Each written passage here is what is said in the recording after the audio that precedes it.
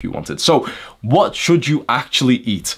We talked so much about the problems of the modern world and the disgusting diets and everything they're putting into these foods and everything, and how difficult this is. Well then, what do you actually eat to improve your testosterone and also just your health and your longevity and everything else? Like what I said before, there's a few key items that I think are absolutely, you should add them into your daily routine. Number one, and my absolute favorite, is eggs. Eat 4 eggs every single day for the rest of your life. Say that with me. Eat 4 eggs every single day for the rest of your life. Say it one more time. Eat 4 eggs every single day for the rest of your life. 4 eggs has been somewhat, like, I don't know how accurate this is, but it's kind of like the amount, 4 eggs. It's kind of like the amount that will maximize the good cholesterol that you needed. Eggs are so easy to make. I don't know if you've ever made them, but literally all you need is get like a cast iron pan. Don't get the normal pan that your parents use. If it's got like this black kind of like look to it, like it looks like a modern, pan that they put on the stove, it's probably got fucking cancer, estrogenic Teflon. You don't want a non-stick pan. What you want is a pure stainless steel pan or a cast iron pan. You can buy them for like a few dollars on Amazon. If your parents have already got one, if it looks like it's pure stainless steel, it shouldn't be anti-stick or anything like that. It should like stick because it's literally just metal, right, that you're putting onto the stove, or the cast iron one. What you do is you get full fat butter that's got no other ingredients apart from just like the milk that it's made out of. The one that I specifically use is Lawpack, and it specifically has to be the one that's in like a brick kind of tinfoil packaging like this. If it's in a big plastic tubbing like this, not only is the plastic estrogenic, but then those ones usually have like bullshit seed oils. So for example, there's a Lawpack, the same company that I have, who have done a tub, and it's a spreadable one. My mum got me that one time thinking that, oh yeah, it's spreadable, Hamza will like this, and straight away I looked at the first word on the thing which said spreadable and I knew it was Coke. Guess why? Guess why? Butter is fat, right? What fat do you know would be spreadable and soft? If you imagine the fat on your body, would that be spreadable? Think about the mass there. It wouldn't be spreadable, right? It would be kind of like this hard, kind of stodgy substance, right? If it's spreadable, what the fuck have they put in it? And so I turn over this box and aha! Rapeseed oil! Ami apne mere testosterone ko ruin karna. I'm getting at that. I'm not actually getting angry at my mom, but I show it to my mom, and it's just kind of like annoying because it's, I don't know, it might have been somewhat expensive, a few pounds or something, and I'm just not going to have it, and she's not going to have it either, so it was just kind of wasted money.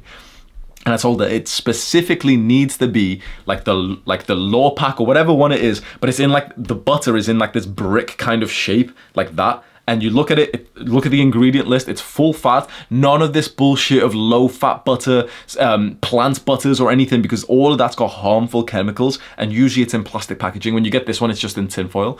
And so you get that, literally just put some on the pan, like, I don't know, this amount. Don't be scared of having butter. Only like little pussies think it's bad for you. I think it's very good for you. I think all of our, like, not all of our ancestors, but I do think our great grandfathers who were coming home to having like a massive steak, who had a handshake that would crush your hand, I believe they were all having a lot more butter than we were having. I don't believe the fat doctors who tell me that it's unhealthy. So I have like a fair, generous amount of it, and then cook, literally just crack eggs directly into there and just move them around with like a wooden little spatula. Make sure it's not a plastic one because estrogenic. Literally just move them around till it looks like it's good enough. It's literally no skill involved at all. 4 eggs every single day. I personally find it better when I have 8. So when I have 8, this is like, should I tell you? Let's just say if my girl likes it when I have 8 instead of 4. There's a significant difference. When I have 8 eggs a day, I promise you, I get so many like erections in the middle of the night. It genuinely reminds me from when I was a teenager. I'm 25 now, so that stuff kind of went down a little bit. I genuinely feel like I'm a 16-year-old again when I have 8 eggs a day with a good amount of butter. Now every guy's like, wait, what? 8 eggs? We're full. So the brick butter like this, Hamza? Yeah, literally, I'm not even taking the piss. 8 eggs is what really does it for me. And so my girl has this joke where she's like, oh yeah, let's go get you some eggs and everything. So you can just go and experiment with that. But I'd say at least have 4. Up to 8, and have that pretty much every single day. The second thing is steak. Now, steak is quite like, you know, for some people, they're just used to having steak. For me, it was always quite like this weird thing that I had never really considered having. It wasn't something that was ever like made in my household. And so the thought of going to a restaurant and ordering steak or even cooking it at home was always so weird for me. Slowly like very slowly over time, I became more accustomed to it. So I remember being in Dubai. I lived there for a few months, and I went with a bunch of like friends at the time. We went like Mike Thurston, if you know him, I invited him as well. And we went to this like really fancy steak restaurant on the Palm in Dubai, like, you know, this really expensive one, and they bring it all out, like these fresh cuts, and they cut you it and everything. Honestly, it was delicious. And I was like, damn, I might have been missing out on this. And there was one particular one that I liked, like a cut. So when you get steak, it's based on like what cut of the cow it is, because it tastes different. The one that I like is the rump. So rump steak, it's just kind of like, it's nice to eat. I don't know how to explain it, but like I like it compared to like the other styles. And I really liked it there. I ended up coming back and seeing that my gym that I go to, they serve it. And so for quite a long time, for like a solid month or so, I would go every single morning and get a steak and 2 eggs before my workout. And with nothing else, no sauce, no greens or anything like that. Literally just, I would even tell them, make it plain. Like I literally just want steak and 2 eggs. This is like my diet, by the way. I know it can seem like a little bit odd. Like for example, I'll go to the cafe, to the gym that I go to. And what I'll get is like, I specifically tell them like no greens, no sauce or anything. And it's not like, it's not weird to do that. It's just like, you know, the waitress, I'm telling, okay, you know, can I have the steak please, medium rare with 2 fried eggs, and then no greens on that please, you know, because they'll put like fucking edamame beans, which are estrogenic or some shit, or they'll put like barbecue sauce or whatever the fuck, like other brown sauce or whatever it is. And I tell them all that, and they're just like, oh, okay, no greens, no this. They're not like looking at you thinking like, oh, like, yo, you based, bro. Like they're not looking at you weird. So I got into this, and I've got to the point now where like, I actually really enjoy it, but there was always, you know, when I'd have steak, I'd always cut off like the fatty bits. I always just because, you know, I've grown up with like quite a fucking childish palate that like, if there's anything a bit weird in my mouth, you know, I won't eat it. A lot of guys are like this because you haven't actually had real food. You know, if you're somewhat of a fussy eater, if you won't eat anything that's got a bit of like grizzly bits, that's because you haven't actually had real food. Think about it. That's because you've had your mouth, your palate, your taste buds have genuinely been manipulated by the modern world, and now you'll only eat things that are like kind of like, how would you explain it, like ultra clean shaped, in the sense that like you'll eat a chicken nugget because it's a very clean consistency because it was made in a lab, but you won't eat like a real cut of meat because it's got like a little bit of like this grizzly bit here, a bit of fat here and stuff, and you won't eat that. What do you think your caveman ancestors were eating?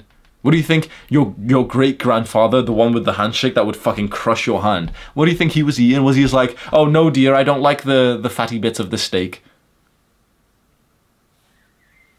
Right? I thought this once when I was eating this. I'm in the gym eating this steak, and you know, I'm eating around the fatty bit, and I'm just thinking to myself like, why the fuck am I not eating that? Because you know what? My ancestors would have ate that fatty bit, and I guarantee that's where their strength would have come from. Eating the fat of an animal, that's got to be super fucking healthy. Really, like, use your brain to think about it. Imagine in our survival mode, caveman ancestors, that's the part that would have been like so beautiful to eat. Probably taste even better, but it's just got like a different kind of texture than my childish palate that's been conditioned from chicken nuggets and, you know, clean McDonald's fries that are all perfectly shaped has been sort of put off. I was like, you know what, I'm just gonna start eating it. So the way that I did it, instead of just eating like the fucking fat bit just by itself, I cut it in line with a bit of the normal meat, and I ate it, bro. It tasted delicious. I was like, what the fuck? Just because it felt a bit weird in my mouth, but it made the taste so much better with like having the fat inside of it. I'm a clean plate guy now. When I have steak, I will eat all of like the fatty bit, even if it's a bit like grizzly and stuff. I'll munch it like a caveman would. I guarantee this is where my recent like strength and like horniness has come from. Is that I'm just eating like the full fat cuts of the meat. No problem.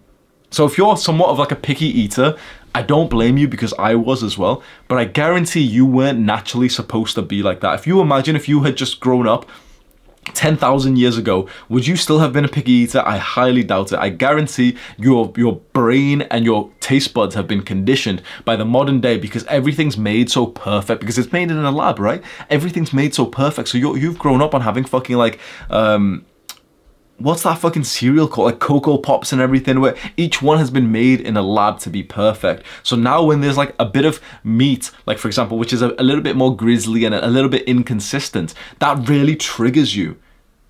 Get into the habit of having like the full fat cuts of meat, how our ancestors would eat. Steak is fantastic for this. There's a passage from The 4-Hour Body by Tim Ferriss, where he explains how he increased his testosterone. He says he had steak 3 times a day, by the way. So, and you know, someone can say, oh, but red meat's really bad. I don't give a fuck, bro. Fat doctor said it, I don't believe him. Whatever. I feel better when I eat it. Soon I'll have another blood test and we'll see like my results. If it seems healthy, okay, I'll go with it. If not, I'll make some adjustments. I don't care what any like doctor who I haven't verified, who isn't in the public eye, who hasn't been scrutinized by millions of people. I don't care what some hidden fat doctor or your government says about red meat. Seems to be nice for me. Number 3, nuts. Simple, just order some nuts. You buy them and they're always in plastic packaging, which is a bit annoying. And so you're getting some kind of estrogenic shit, you know, because it's like touching all the plastics and stuff. The company I buy them from doesn't have any plastics touching them at all. That's the company called Peace with the Wild. I've got